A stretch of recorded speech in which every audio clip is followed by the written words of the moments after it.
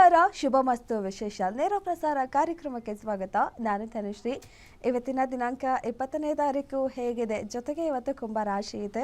ಈ ಮೊದಲೇ ಹೇಳಿದ್ರು ಈ ವರ್ಷ ಕುಂಭರಾಶಿ ಚೆನ್ನಾಗಿದೆ ಅಂತ ಹೇಳಿ. ಇವತ್ತು ಕುಂಭರಾಶಿ ಇರೋದ್ರಿಂದ ಹೇಗಿದೆ ದಿನ, ಇವತ್ತು ಯಾರಿಗೆಲ್ಲ ಒಳಿತಾಗುತ್ತೆ, ಕೆಡಕಾಗುತ್ತೆ, ಹಾಗೆ ಅವ್ರು ಏನೆಲ್ಲ ಮಾಡಬೇಕು ಅನ್ನೋದನ್ನ ಸಿಂಪಲ್ ರೆಮಿಡಿ ಮೂಲಕ ತಿಳಿಸ್ಕೊಡ್ತಾರೆ. ಈ ದಿನ ಇನ್ನಷ್ಟು ಒಳ್ಳೇದಾಗಕ್ಕೆ ಏನೆಲ್ಲ ಮಾಡಬೇಕು ಅನ್ನೋದು, ಜೊತೆಗೆ ನಿಮ್ಮ ಸಮಸ್ಯೆ ಏನೇ ಇದ್ರೂ ಕೂಡ ನೀವು ನಮ್ಮ ಸ್ಕ್ರೀನ್ ಮೇಲೆ ಕಾಣ್ತಿರೋ ನಂಬರ್ಗೆ ಕರೆ ಮಾಡ್ಬೋದು. ನಿಮ್ಮ ಸಮಸ್ಯೆ ಏನಿದೆ ಅಂತ ತಿಳಿಸಿ ಅದಕ್ಕೆ ಏನು ಪರಿಹಾರ ಮಾಡಿಕೊಂಡ್ರೆ ಅದು ಬೇಗ ಸರಿ ಹೋಗುತ್ತೆ, ಇದೆಲ್ಲದ್ರ ಬಗ್ಗೆ ಇವತ್ತಿನ ಕಾರ್ಯಕ್ರಮದಲ್ಲಿ ಮಾಹಿತಿಯನ್ನು ತಿಳಿಸ್ಕೊಡ್ತಾರೆ. ನಮ್ಮ ಜೊತೆ ಇದ್ದಾರೆ ಖ್ಯಾತ ಜ್ಯೋತಿಷಿ ಹಾಗೂ ಕ್ರಿಸ್ಟಲ್ ನ್ಯೂಮರಾಲಜಿಸ್ಟ್ ಆಗಿರುವ ಮೀತಾ ಅವರು. ಅವರನ್ನ ಕಾರ್ಯಕ್ರಮಕ್ಕೆ ಸ್ವಾಗತ ಮಾಡೋಣ. ಮೇಡಮ್ ನಮಸ್ತೆ, ಕಾರ್ಯಕ್ರಮಕ್ಕೆ ಸ್ವಾಗತ. ನಮಸ್ತೆ. 20ನೇ ತಾರೀಕು ಇವತ್ತು ಮಂಗಳವಾರ. ಈ ವರ್ಷದ ಮೊದಲನೇ 20ನೇ ತಾರೀಕು ಬಂದಿದೆ. 20 ಕಾಂಬಿನೇಷನ್ ಚೆನ್ನಾಗಿದೆ ಅಂತ ಹೇಳಿದ್ರಿ. ಇವತ್ತಿನ ದಿನ ಓವರಾಲ್ ಆಗಿ ಹೇಗಿದೆ ಅಂತ ಹೇಳ್ತಾ ಹೋಗೋದಾದ್ರೆ ನೋಡಿ, ಇವತ್ತಿನ ಡೇಟ್ ಅಂತ ತೊಗೊಂಡಾಗ ಇವತ್ತಿನ ಡೇಟ್ ತುಂಬ ಚೆನ್ನಾಗಿದೆ. 20 ಅನ್ನೋದು 2 ಅನ್ನೋ ನಂಬರು ಈ ವರ್ಷಕ್ಕೆ ತುಂಬ ರಾಜಯೋಗ, ತುಂಬ ಅದೃಷ್ಟ ತಂದುಕೊಡೋಂಥ ಡೇಟ್ ಆಗಿರುತ್ತೆ. ಯಾರ್ಯಾರೆಲ್ಲ ಈ ಡೇಟಲ್ಲಿ ಹುಟ್ಟಿರ್ತೀರೋ ಅವರೆಲ್ಲರಿಗೂ ಕೂಡ ಈ ವರ್ಷ ಲಕ್ಕನ್ನು ನೋಡ್ತೀರಾ.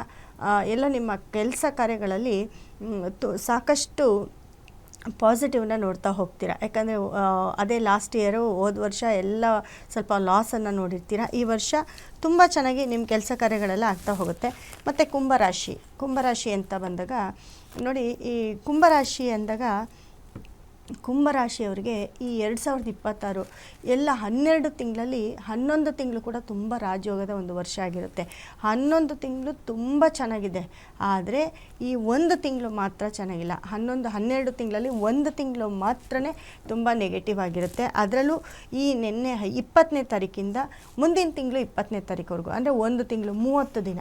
ಆ 30 ದಿನ ಕುಂಭರಾಶಿಯವರಿಗೆ ತುಂಬಾ ಅಂತಂದರೆ ಹೇಳುತ್ತೀರದು ಅಷ್ಟೊಂದು ಕಷ್ಟ ನಷ್ಟಗಳು ಬರ್ತಾ ಹೋಗುತ್ತೆ. ನೋಡಿ, ಮನೇಲಿ ಆಗಿರ್ಬೋದು, ಮನೇಲಿ ಗಂಡ ಹೆಂಡತಿ ಸಮಸ್ಯೆ ಆಗಿರ್ಬೋದು, ಅಥವಾ ಯಾರೆಲ್ಲ ಪ್ರೇಮ ವಿವಾಹ ಮಾಡ್ಕೊಳ್ಬೇಕು, ಲವರ್ಸ್ ಇರ್ತೀರಾ, ಪ್ರೀತಿ ಪ್ರೇಮ ಮಾಡ್ತಿರ್ತೀರಾ, ಇವ್ರ ಮಧ್ಯೆ ಬಿರುಕುಂಟಾಗೋದು, ಬ್ರೇಕಪ್ ಆಗೋದು.